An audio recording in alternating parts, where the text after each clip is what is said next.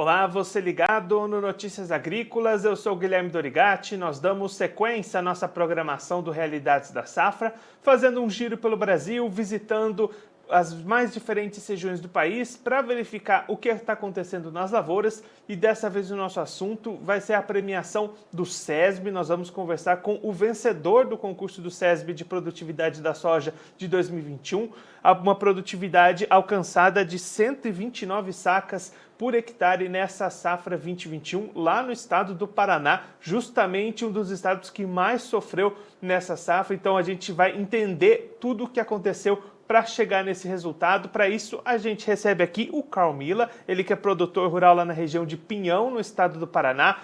A propriedade dele foi a vencedora desse concurso, ele já está aqui conosco por vídeo. Então seja muito bem-vindo, Carl, é um prazer tê-lo aqui no Notícias Agrícolas. Bom dia, muito obrigado. Carl, explica para a gente como é que foi a preparação para vocês obterem esse resultado tão expressivo no ano que o clima não ajudou muito, né? Sem dúvida. Na verdade, aqui na nossa região, graças a Deus, a região de Guarapuava, que a gente chama macro-região de Guarapuava, né, o município é Pinhão, não chegou a faltar chuva, né? É uma região mais fria e é uma região que normalmente chove bastante, muitos dias nublados, né? E como o case do SESB no site pode elucidar, a gente teve chuvas bem abaixo da média, mas não chegou a faltar chuva. E nesses anos aí que chove um pouquinho abaixo do normal, para nós, para a soja, nossa região é um pouco até melhor, na verdade, porque fica mais dias de sol, né? Fica uma temperatura média mais alta, e aí a gente acaba tendo uma vantagem nesse caso, né? E o nosso solo, como a gente faz plantio direto e rotação de culturas fazem muito tempo já, nosso solo é bastante rico em matéria orgânica e é bastante profundo, né?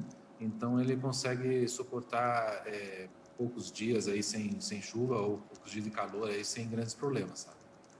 E aí, faz tempo que vocês participam do concurso? Foi a primeira vez? Como é que foi a entrada de vocês nessa competição? No SESB a gente participa, se não me engano, já fazem uns 3 ou 4 anos que a gente participa no SESB. A gente tem uma área que tem algumas áreas, tem 2 áreas aqui no Paraná e uma área lá no Piauí. Ano passado a gente teve a felicidade de ser campeão do SESB Norte e Nordeste, com a área do Piauí, produzindo acima de 100 sacas.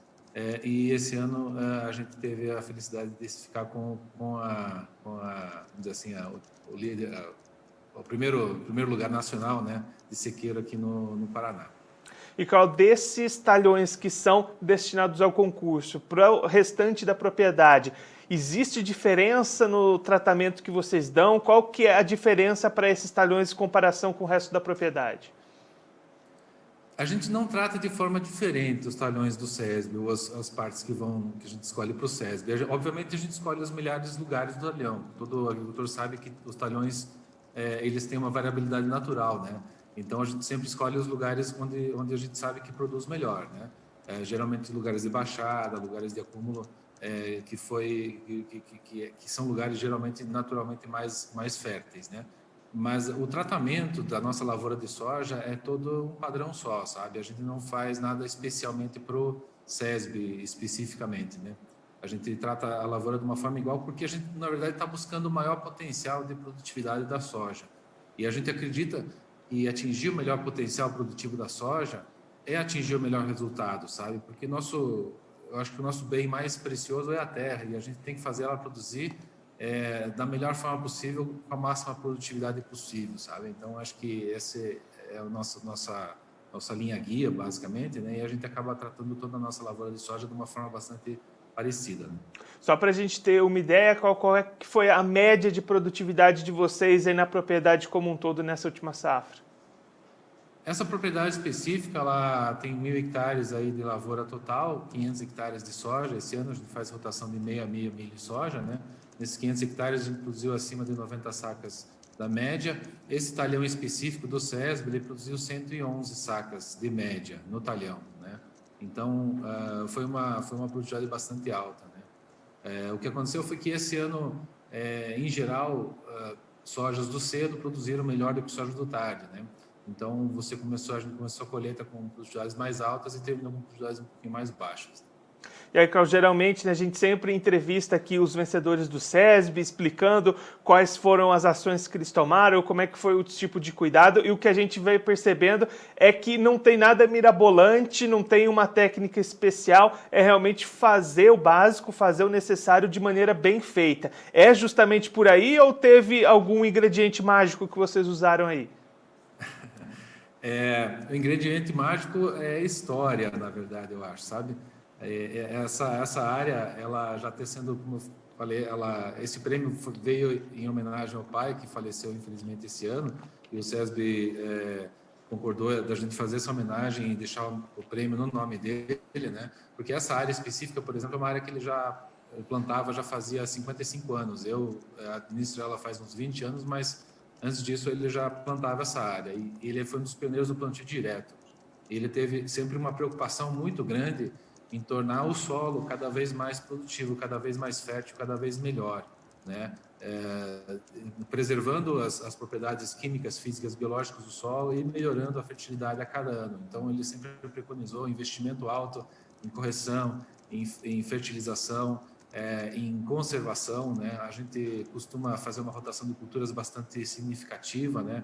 Com soja e milho meio a meio todo ano. A gente tem culturas outonais de cobertura, a gente faz safrinha de feijão, a gente coloca safras de inverno de cevada, às vezes trigo. Então, é um cultivo onde você tem o máximo de tempo possível raízes vivas no solo, um aporte de matéria orgânica no solo bastante significativo, né?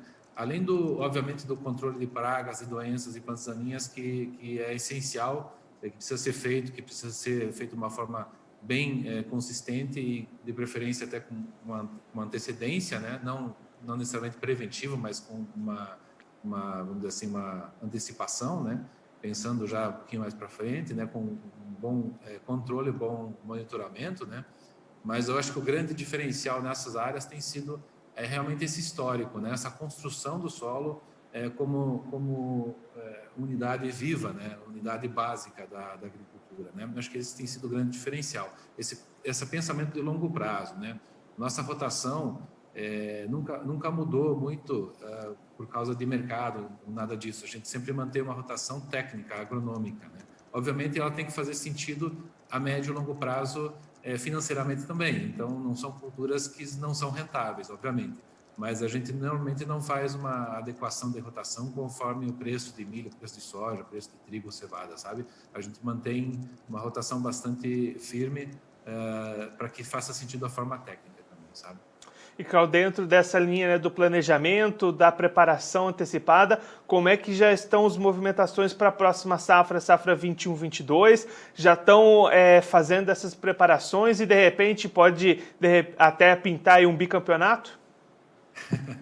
A gente torce para isso, né? A gente torce para isso todo ano. A gente sabe que são detalhes, né? A gente teve muita sorte com o clima esse ano aqui na nossa região, né?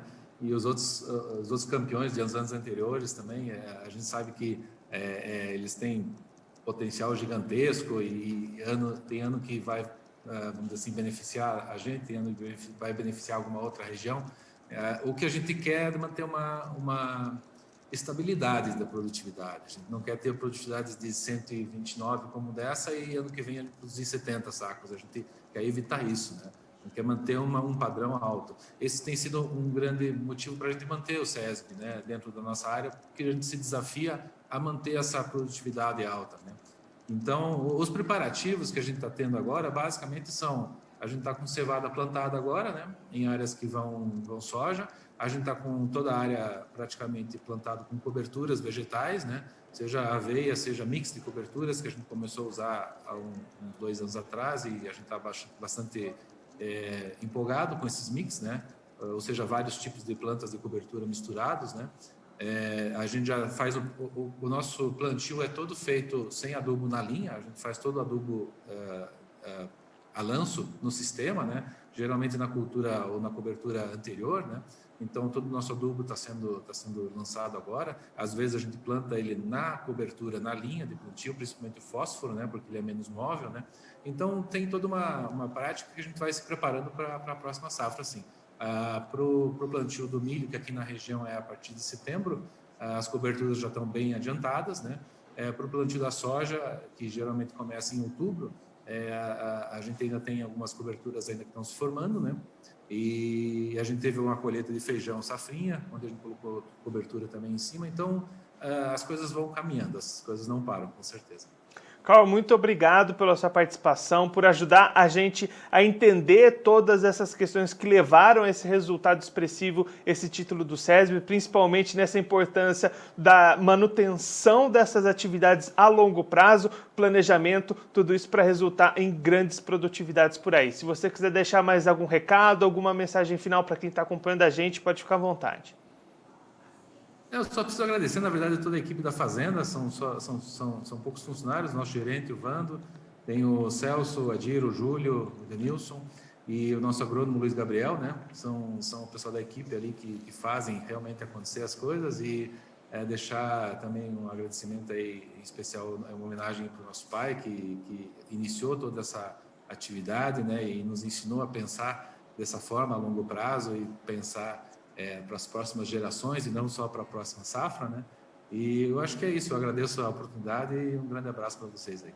Carl, mais uma vez, muito obrigado. A gente deixa aqui o convite para você voltar mais vezes e sempre contribuir conosco e com todos os produtores do Brasil. Muito obrigado. Fico à disposição. O Carl Mila, ele que é produtor rural lá na região de Pinhão, no estado do Paraná, conversou com a gente para contar um pouquinho como é que foi a preparação da lavoura dele, que nesse ano de 2021 foi a grande vencedora do concurso SESB de produtividade da soja para a safra 2021. Lá na lavoura dele, a produtividade atingida para esse título nacional foi 129,16 sacas por hectare, um índice bastante elevado. O Carl explicando para a gente que o grande segredo para atingir esse nível de produtividade é a história, a construção ao longo do tempo de matéria orgânica, de um solo rico, de um solo fértil. Ele destacando aqui a história do pai, que infelizmente faleceu nesse ano de 2021, mas tudo começou com o pai lá atrás há muitos anos, sempre investindo no plantio direto, na construção do solo, essa importância da construção do solo ano após ano.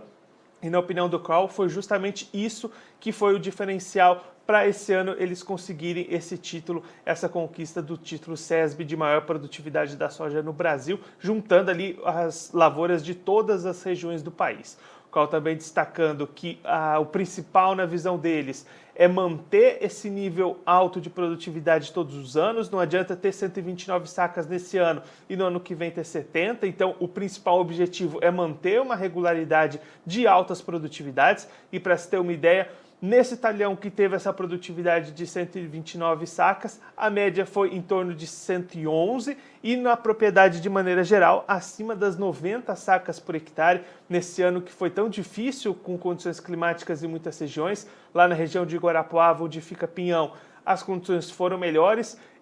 Toda essa história de construção de solo ajudou bastante no desenvolvimento das plantas e aí esses resultados muito positivos aparecendo por lá, média de 90 sacas por hectare nos 500 hectares cultivados lá na propriedade do Carl Mila em Pinhão, no estado do Paraná.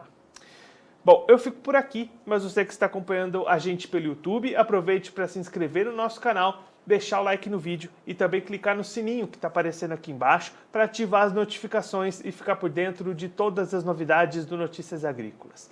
Siga a gente também no nosso canal da Twitch, por lá você acompanha ao vivo todas as transmissões do Notícias Agrícolas.